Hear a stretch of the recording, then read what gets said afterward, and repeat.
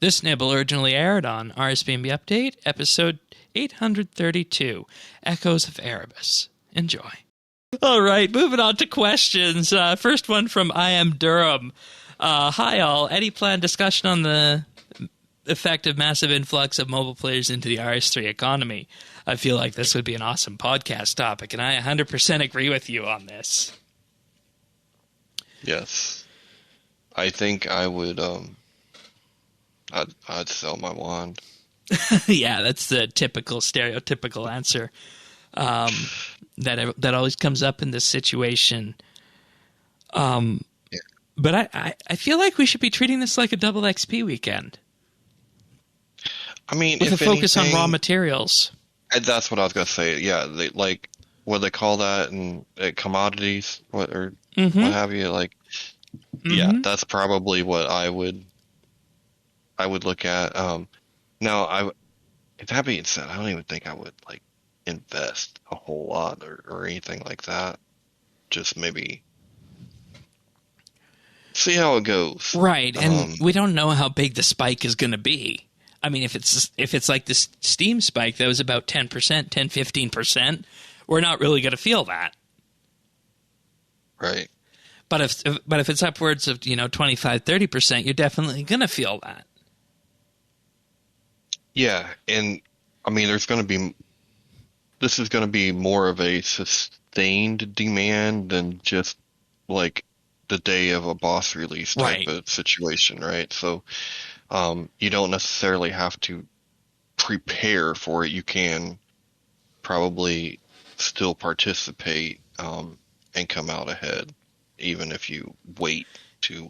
Yeah, and it's going to be it's going to be like a shifting scale as well. I mean, you're going to see. I think if the spike is more than 10%, you're going to see it start to show itself off in the primary gathering skills of fishing, woodcutting, and mining, first in the 30 to 60 band range, right? And then the 70 to 80 band range, and then 80 to 90, and so on and so forth. And then you gradually get up to the point where you're going to be talking about things like divine charges as well. Now, that's good for everybody who's already playing, because there's lots of these skills that we're pointing our fingers at right now where you can just go in, jump in, and benefit from that. So I think that's a good thing. Another good potential thing with this is that when you add more players to the game, we have a set amount of GP in the game already, right?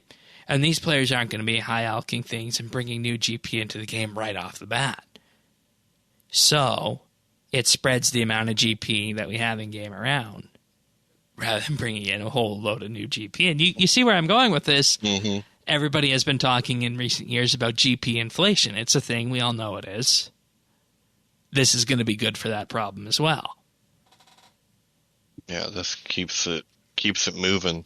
Exactly. You don't want it around.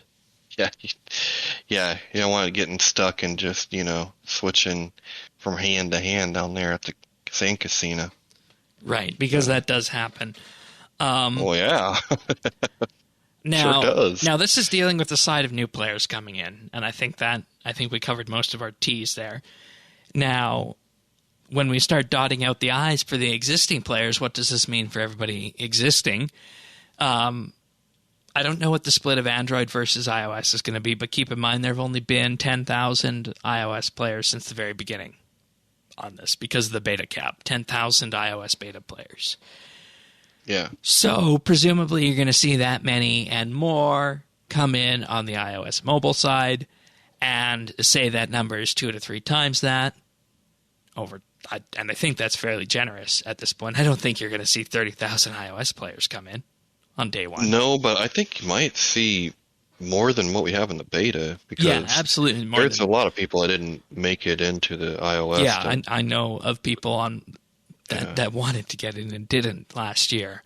So as a result of that, we talked about the new player perspective. What this means is that you're also going to see an influx in existing members doing things a little bit more AFK-able.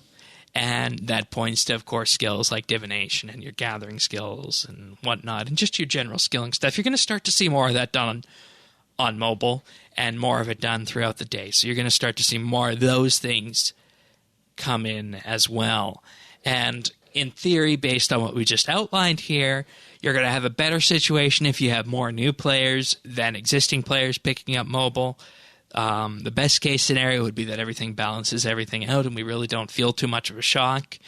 But the potential downside, I think, that comes from all of this is that if you have, and correct me if I'm wrong on this train of thought, is that if you have more existing players picking up mobile than new players, you could potentially see an influx of resources coming into the game, pushing those prices down. That sounds correct to me. Yeah. Because you need them new players, too, to be using this stuff, and if everybody's making it, you're really not benefiting anyone in terms of the value there, right? Mm-hmm. So just keep that in mind that, you want to even split at the worst, but you'd prefer to have more new players than old players, economically speaking, I think. In-game economically speaking.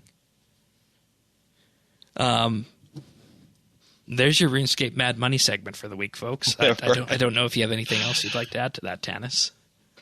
No, we need a soundboard. You can find full episodes of RSBANDB Update right here on this YouTube channel. If you found this video useful or just enjoyed it, like and subscribe, or leave a comment.